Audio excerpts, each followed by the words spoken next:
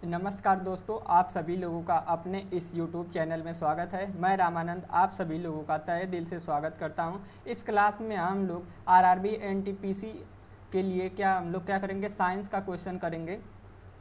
तो चलिए स्टार्ट करते हैं। इसमें पहला क्वेश्चन हम लोग देखेंगे। पहला क्वेश्चन इसमें दिया हुआ है कि किसी गतिमान पिंड के लिए विस्थापन तथा दूरी का अंकित मान क्या होता है। यहाँ पे दिया हुआ है कि किसी गतिमान पिंड के लिए विस्थापन तथा दूरी का अंकित अनुपात क्या होता है। तो हम लोग को पता है कि जैसे विस्थापन और दूरी में अंतर क्या होता है कि जैसे विस्थापन क्या होता है कि विस्थापन धनात्मक भी होता है, ऋणात्मक भी होता है और शून्य भी होता है। लेकिन दूरी क्या होती है, या तो शून्य होती है या तो क्या होती है, धनात्मक होती है। तो इसमें क्या होता है कि दूरी और विस्थापन का अनुपात क्या होता है, हमेशा क्या होता है, सदैव एक के बराबर होता है अथवा क्या होता है, एक से कम होता है। क्योंकि विस्थापन क्या होता है कि दो बिंदुओं के बीच चली गई दूरी को हम लोग क्या कहते हैं, विस्थापन कहते हैं। दो बिंदुओं के बीच जो चली गई दूरी होती है उसको हम लोग क्या कहते हैं, विस्थापन कहते हैं। लेकिन दूरी क्या होती है, दूरी किसी भी प्रकार से, इस तरह से, किसी भी तरीके से कहीं पे भी चले गए पूरे पथ की लंबाई को हम लोग क्या कहते हैं, दूरी कहते हैं। तो यही दूरी और विस्थापन में क्या होता है, अंतर होता है। तो इसका आंसर क्या हो जाएगा, तो इसका आंसर हो जाएगा ऑप्शन 4 कि विस्थापन और दूरी का अनुपात हमेशा क्या होता है, या तो एक के बराबर होता है अथवा एक के कम होता है। क्योंकि विस्थापन क्या होता है, शून्य भी हो सकता है और माइनस भी हो सकता है। तो इसलिए कभी भी एक से बड़ा नहीं हो सकता है, या तो एक के बराबर रहेगा या तो शून्य रहेगा। अगला क्वेश्चन हम लोग देखेंगे। क्वेश्चन यहाँ पे दिया हुआ क्वेश्चन नंबर 2।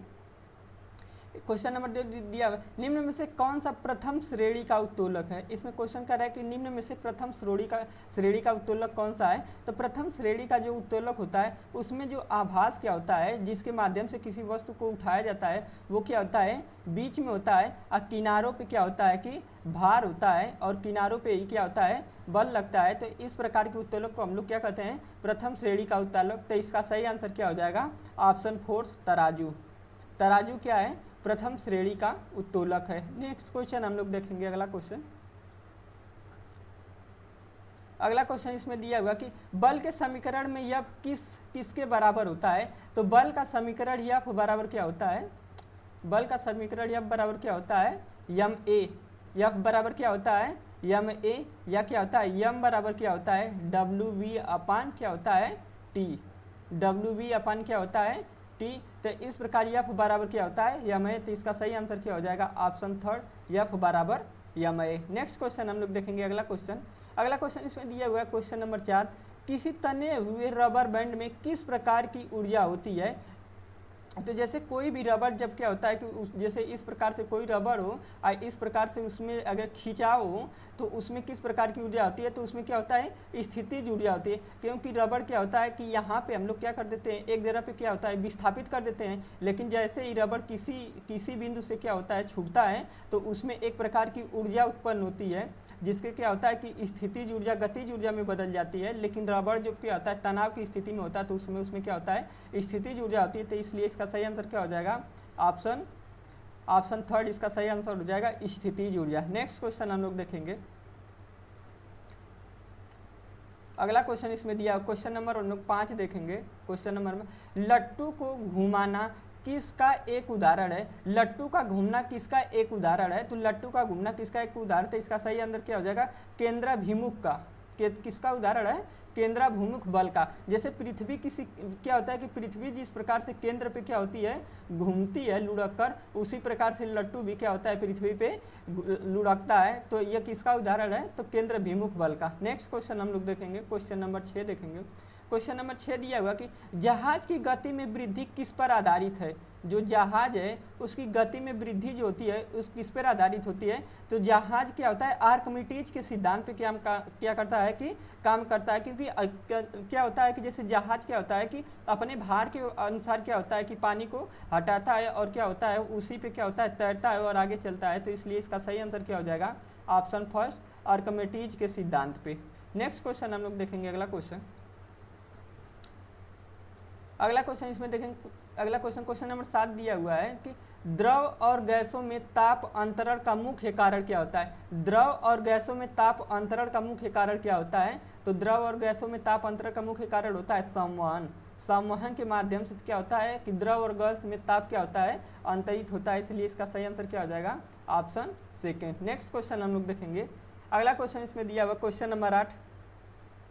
क्वेश्चन नंबर 8 में दिया हुआ कि निम्नलिखित में से कौन सी एक अनुप्रस्थ तरंग नहीं है। इसमें क्वेश्चन कर रहा है कि निम्नलिखित में से कौन सी एक अनुप्रस्थ तरंग नहीं है, तो इसका सही आंसर क्या हो जाएगा, ध्वनि तरंग जो होती है, ध्वनि तरंग क्या होती है, अनुप्रस्थ तरंग नहीं होती, बल्कि ध्वनि तरंग क्या होती है, अनुदैर्ध्य तरंग होती है। प्रकाश तरंग और रेडियो तरंग और विद्युत चुंबकीय तरंग ये दोनों, ये सब क्या होती है, अनुप्रस्थ तरंगें होती हैं, लेकिन ध्वनि क्या होती है कि अनुप्रस्थ तरंगे नहीं होती, बल्कि क्या होती है, अनुदैर्ध्य तरंगे होती है, इसलिए सही, इसका सही आंसर क्या हो जाएगा, ऑप्शन 4 ध्वनि तरंगे। नेक्स्ट क्वेश्चन हम लोग देखेंगे। अगला क्वेश्चन इसमें दिया हुआ क्वेश्चन नंबर हम लोग 9 देखेंगे। क्वेश्चन नंबर 9 में दिया हुआ कि प्रकाश का क्वांटम सिद्धांत किसके द्वारा प्रदान किया गया था। जो प्रकाश का क्वांटम सिद्धांत होता है वो किसके द्वारा प्रदान किया गया है, तो प्लांक के द्वारा। इसका सही आंसर क्या हो जाएगा, प्लांक के द्वारा। नेक्स्ट क्वेश्चन हम लोग देखेंगे। क्वेश्चन नंबर हम लोग देखेंगे 10।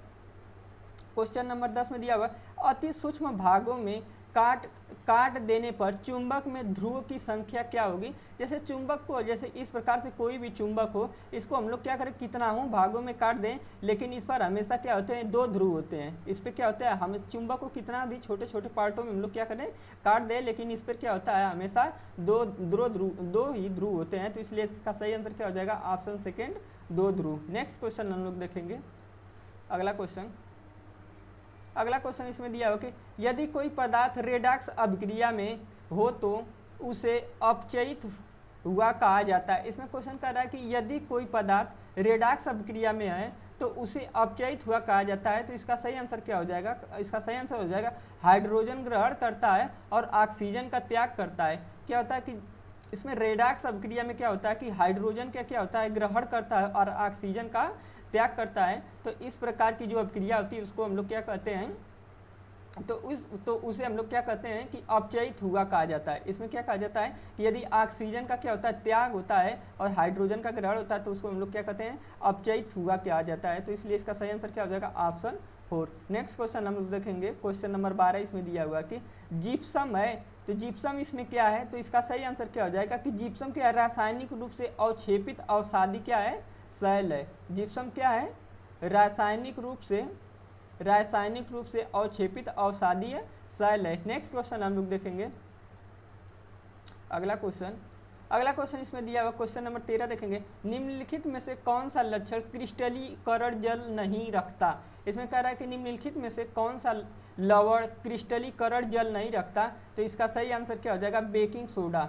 बेकिंग सोडा क्या होता है कि क्रिस्टलीकरण जल क्या होता है, नहीं रखता है, तो इसलिए इसका सही आंसर क्या हो जाएगा, ऑप्शन सेकेंड। नेक्स्ट क्वेश्चन हम लोग देखेंगे।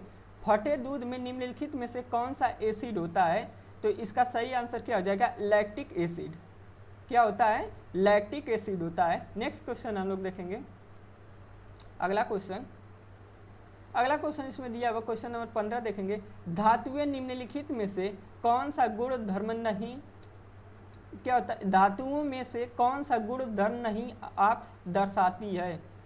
यहाँ पे कुछ मिसप्रिंट है, क्वेश्चन में लग रहा है कि धातुएं निम्नलिखित में से कौन सा गुण धर्म नहीं अपनाती है, क्या होती है, यहाँ पे दर्शाती है। तो यहाँ पे हम लोग देख लेंगे क्या होता है, विद्युतहीनता। धातुओं में क्या होता है कि विद्युतहीनता नहीं होता है, इसलिए इसका सही आंसर क्या हो जाएगा, ऑप्शन 3। नेक्स्ट क्वेश्चन हम लोग देखेंगे। Question number 16।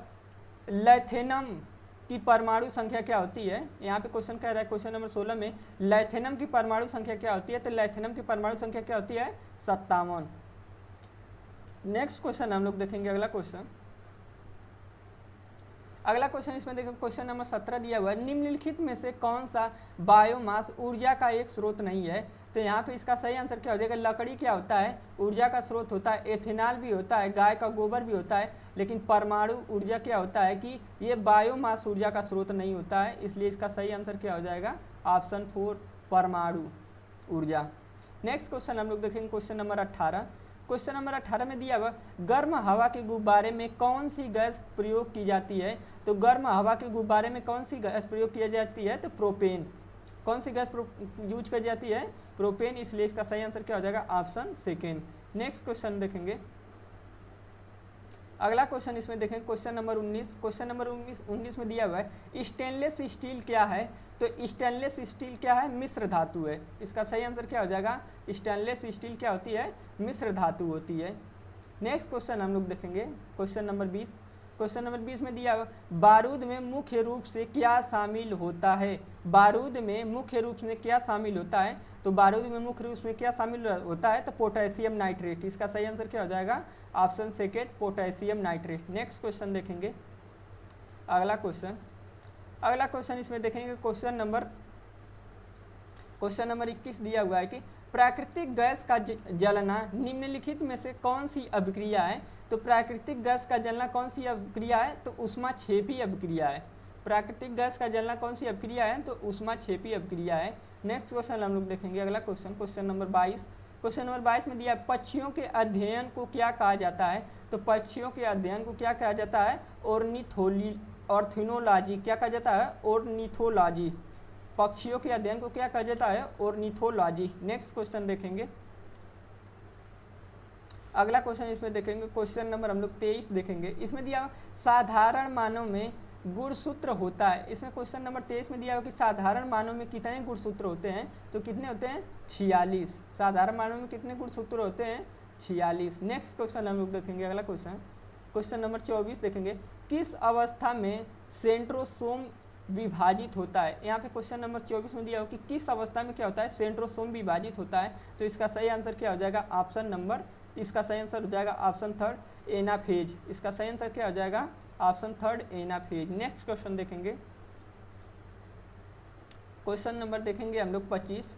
इसमें दिया किस प्रकार की कोशिका में त्वचा बनी है। इसमें दिया हुआ किस प्रकार की कोशिका से त्वचा बनी है। तो इसका सही आंसर क्या हो जाएगा, अधिचर्म कोशिका से। किससे बनी है, अधिचर्म कोशिका से। तो इसका सही आंसर क्या हो जाएगा, ऑप्शन फर्स्ट, अधिचर्म कोशिका। तो आज यहीं तक। यदि सेशन अच्छा लगे तो लाइक, सब्सक्राइब और शेयर जरूर करें।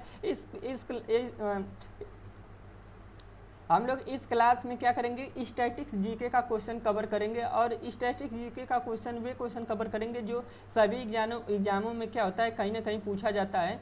यदि सेशन अच्छा लगे तो लाइक और सब्सक्राइब जरूर करें। और जितने भी बच्चे यहाँ पे मैथ्स पढ़ने वाले हैं तो रोज़ शाम को 7 बजे मैथ्स का चैप्टर वाइज क्लासें रोज़ चलेंगी। यदि आप लोग उसमें इंटरेस्टेड हो तो उसे ज्वाइन जरूर करें। धन्यवाद।